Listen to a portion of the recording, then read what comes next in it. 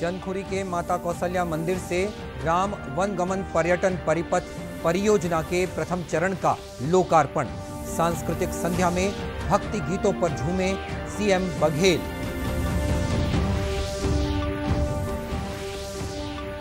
भारतीय वायुसेना ने मनाई स्थापना की 89वीं वर्षगांठ।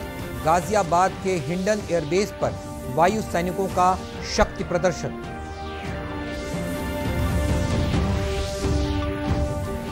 छत्तीसगढ़ में 1,98,00,000 से अधिक लोगों को लगाया जा चुका है कोरोना का टीका।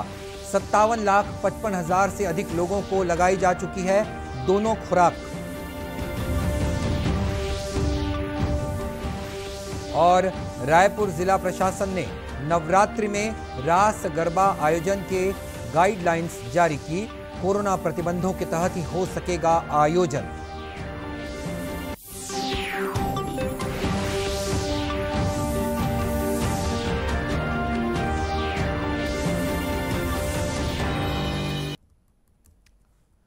नमस्कार, आप देख रहे हैं दूरदर्शन समाचार। मैं हूं मनीष अहलुवालिया और अब समाचार विस्तार से।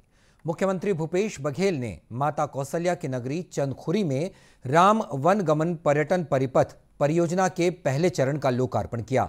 इस दौरान माता कौशल्या के प्राचीन मंदिर के जीर्णोद्धार कार्यों का भी लोकार्पण हुआ। मुख्यमंत्री ने वहां भगवान राम की एक 51 फीट ऊंची प्रतिमा का अनावरण भी किया। मुख्यमंत्री ने माता कौशल्या और भगवान राम की पूजा अर्चना कर ज्योत के दर्शन किए। इस मौके पर सांस्कृतिक संध्या का भी आयोजन हुआ था। प्रख्यात गायक संगीतकार शंकर महादेवन के गीतों पर खुद मुख्यमंत्री भूपेश बघेल भी झूमते नजर आए।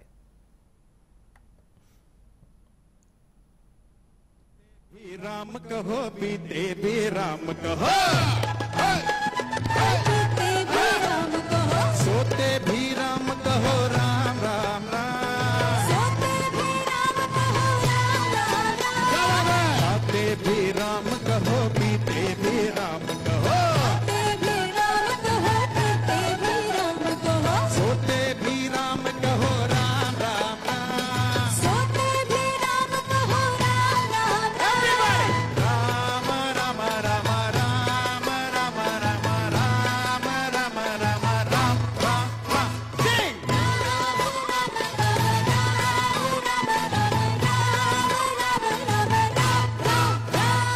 चलते भी राम कहो, दौड़ते भी राम कहो, फिरते भी राम कहो, राम राम राम,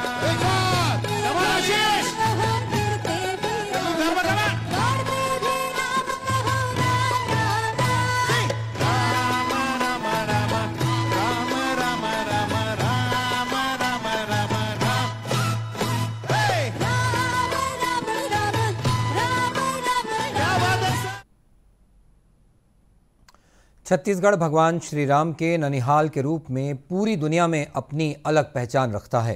राम वनगमन पर्यटन परिपथ के कोरिया जिले से सुकमा तक कदम कदम पर भगवान श्री राम के दर्शन होंगे और उनसे जुड़े महत्व की कथाएं देखने और सुनने को मिलेंगी।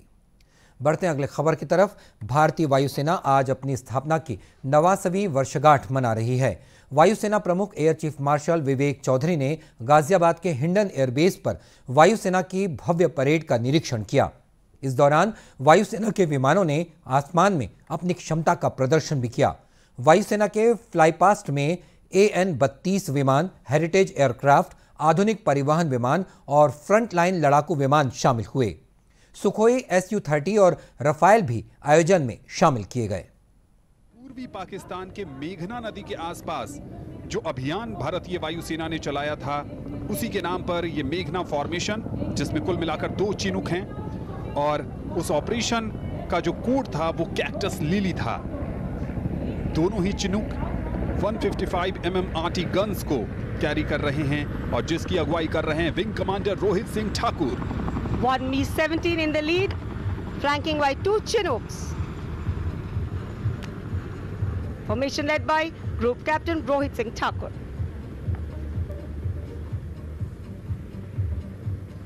ये दांतों तले उंगली दबा देने वाला साहसिक प्रदर्शन, सभी की नजरें आसमां की ओर, और जहां पर भारतीय वायु योद्धा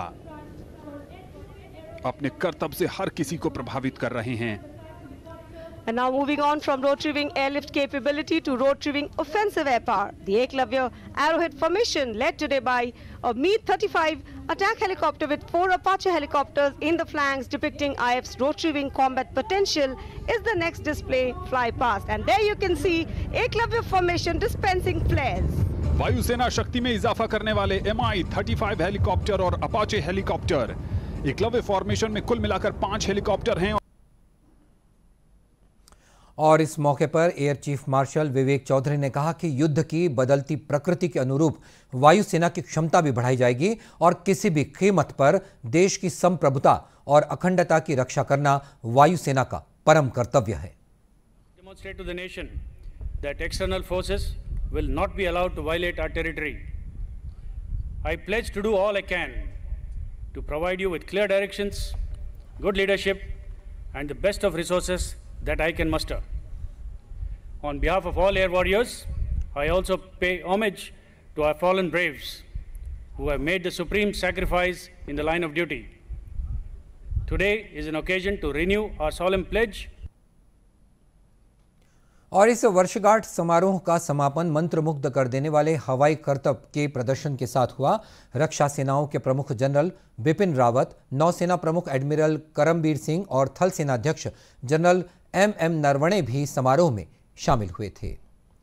छत्तीसगढ़ में कोरोना टीकाकरण अभियान ने रफ्तार पकड़ी है। गुरुवार तक प्रदेश भर के 1,98,73,534 लोगों को कोरोना रोधी टीकों की कम से कम एक डोज तो लगाई जा चुकी थी। 57,55,375 लोगों को कोरोना टीके की दोनों खुराकें लगाई जा चुकी हैं। इधर राजनांदगांव जिले में 18 वर्ष के अधिक आयु वर्ग के लगभग 14 लाख से अधिक लोगों ने कोरोना वैक्सीन की दोनों डोजेज लगवा ली हैं। मुख्य चिकित्सा और स्वास्थ्य अधिकारी डॉक्टर मिथिलेश चौधरी ने बताया कि गुरुवार को 30,000 से अधिक लोगों को टीका लगाया गया। कोरोना से बचाव के लिए लगातार टीकाकरण चल रहा है, जिसमें 18 वर्ष से ऊपर जिले का लक्ष्य 11.5 लाख है। उसके विरुद्ध लगभग 9.5 लाख प्रथम डोज लगाई जा चुकी है और वो लक्ष्य का 82% है।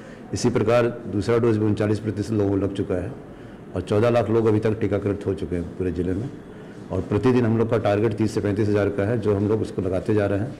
सोमवार के दिन 34,000 लोगों को लगा और आज भी उसी तरह की रफ्तार है, 30,000 के लगभग लोगों को लग जाएगा। तो हम लोग कोशिश कर रहे हैं कि अक्टूबर माह में हम 100% टीकाकरण का आंकड़ा प्राप्त करें। और देश भर में अब तक 93 करोड़ 17 लाख से अधिक लोगों को कोरोना रोधी टीके लगाए जा चुके हैं। स्वास्थ्य मंत्रालय ने बताया है कि पिछले 24 घंटों में 21,257 नए मामलों की पुष्टि हुई है और इस समय 2,40,221 लोगों का इलाज चल रहा है।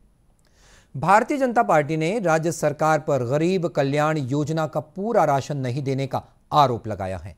पार्टी नेताओं ने कई जिलों में इसके खिलाफ प्रदर्शन किए।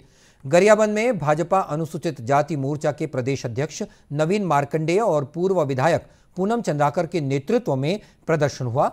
नवीन मार्कंडेय ने कहा कि पूरा राशन न देकर राज्य सरकार ने 1,500 करोड़ रुपए का घोटाला किया है।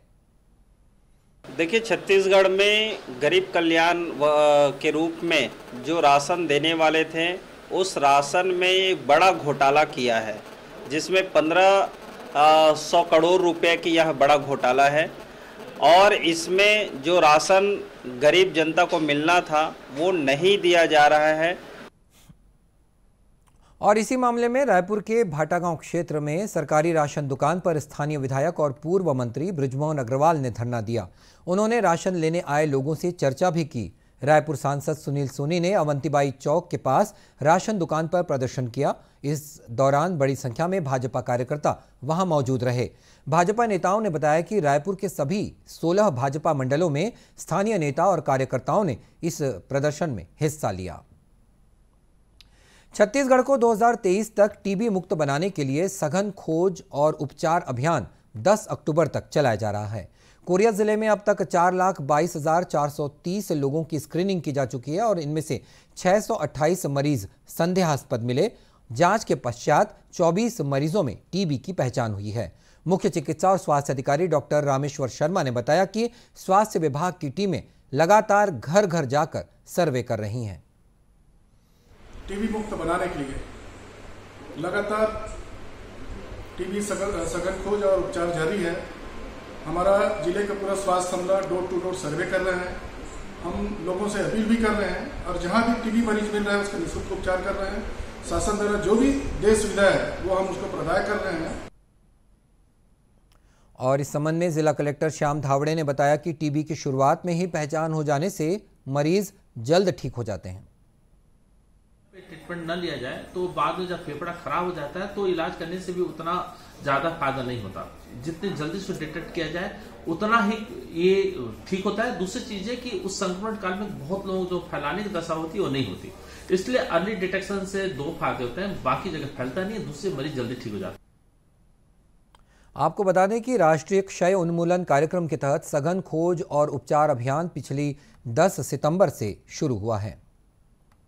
छत्तीसगढ़ में शक्ति उपासना का उत्सव शारदीय नवरात्रि का उत्साह अब छाने लगा है। इस बीच रायपुर जिला प्रशासन ने रास गरबा, डांडिया, जगराता और भजन जैसे कार्यक्रमों के दिशा निर्देश जारी कर दिए हैं। नए निर्देशों के मुताबिक ऐसे कार्यक्रमों में शामिल होने वालों को कोरोना टीके की दोनों डोज अनिवार्य रहेगी। कार्यक्रम के प्रवेश द्वार पर ही टीकाकरण प्रमाण पत्रों की जांच की जाएगी। आयोजन स्थल के 50% क्षमता में ही लोगों को प्रवेश की अनुमति मिलेगी और इस दौरान शारीरिक दूरी का पालन करना अनिवार्य होगा। कार्यक्रमों का आयोजन रात 10 बजे तक ही हो सकेगा। गरबे में शामिल लोगों को मास्क पहनना जरूरी है। अधिकारियों ने कहा है कि दिशा निर्देशों का उल्लंघन करने वाले आयोजकों के खिलाफ कार्रवाई की जाएगी। और आजादी के लिए भारत का शानदार संघर्ष आधुनिक विश्व के महानतम संघर्षों में से एक है। दूरदर्शन समाचार इतिहास की धारा को बदलने वालों की कहानी रोजाना आपके लिए लेकर आ रहा है। आज हम बात कर रहे हैं महान स्वाधीनता सेनानी जयप्रकाश नारायण के बारे में।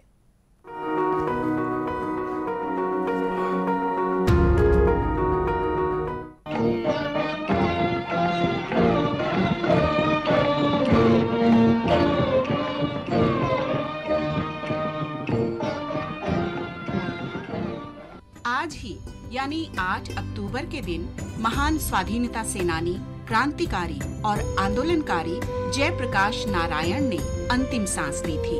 भारत छोड़ो आंदोलन के अमर सेनानी जयप्रकाश नारायण को दुनिया जेपी के नाम से भी जानती है। कहा जाता है कि मौलाना अबुल कलाम आजाद की अपील ने जेपी को ऐसा प्रेरित किया कि वो स्वाधीनता आंदोलन में कूद पड़े। कलाम ने कहा था, तूफान से पहले पतंग की तरह आसमान में उड़ जाओ। स्वाधीनता आंदोलन के दौरान मौलाना आजाद ने छात्रों से अंग्रेजी शिक्षा छोड़ने की अपील की थी। इससे प्रभावित जेपी ने पटना कॉलेज की पढ़ाई छोड़ दी, जबकि सिर्फ 20 दिन बाद ही परीक्षा होनी थी। इसके बाद जेपी ने बिहार विद्यापीठ में दाखिला ले लिया, जिसे कांग्रेस चला रही थी। इसके बाद उच्च शिक्षा के लिए जेपी अमेरिका चले गए। वहाँ उन्हें कॉलेज की फीस भरने के लिए कई तरह के काम करने पड़े। इसके कारण कामकाजी वर्ग के प्रति उनके मन में लगाव विकसित हुआ और वो जीवन भर उनसे जुड़े रहे। लोक नायक के नाम से विख्यात जेपी 1929 में भारत लौटे। यहाँ लौटते ही वो स्वाधीनता आंदोलन में कूद पड़े। भारत में जारी शोषण और दूसरे विश्व युद्ध के लिए सैनिकों की भर्ती का उन्होंने विरोध किया और अंग्रेज सरकार को उखाड़ फेंकने की अपील की। इस वजह से उन्हें 9 महीने की जेल की सजा हुई। रिहाई के बाद उन्होंने महात्मा गांधी और सुभाष चंद्र बोस से मुलाकात की। पंडित जवाहरलाल नेहरू के निमंत्रण पर जेपी कांग्रेस में शामिल हो गए। जेपी कांग्रेस सोशलिस्ट पार्टी के सदस्य भी थे, जिसने भूमिगत रूप से भारत को ब्रिटिश शासन से स्वतंत्र कराने का अभियान चलाया। जेपी ने 1942 के भारत छोड़ो आंदोलन का तब नेतृत्व किया जब सभी वरिष्ठ नेता गिरफ्तार कर लिए गए थे। इंडिया डिफेंस एक्ट के तहत उन्हें गिरफ्तार कर लिया गया। ये ऐसा कानून था जिसमें मुकदमा चलाना जरूरी नहीं था। उन्हें हजारीबाग सेंट्रल जेल में रखा गया। उनके साथी कैदियों ने जेल से फरार होने की योजना बनाई और शीघ्र ही नवंबर 1942 में दिवाली के दिन उन्हें इसका मौका मिल गया, जब बड़ी संख्या में सुरक्षा गार्ड छुट्टी पर चले गए थे। जेल से फरार होने के साहसिक कारनामे के कारण जेपी लोक नायक बने। भारतीय राजनीति में एक अलग ही पहचान है लोकनायक जयप्रकाश नारायण जी की, और इसी के साथ ये समाचार बुलेटिन समाप्त हुआ। नमस्कार।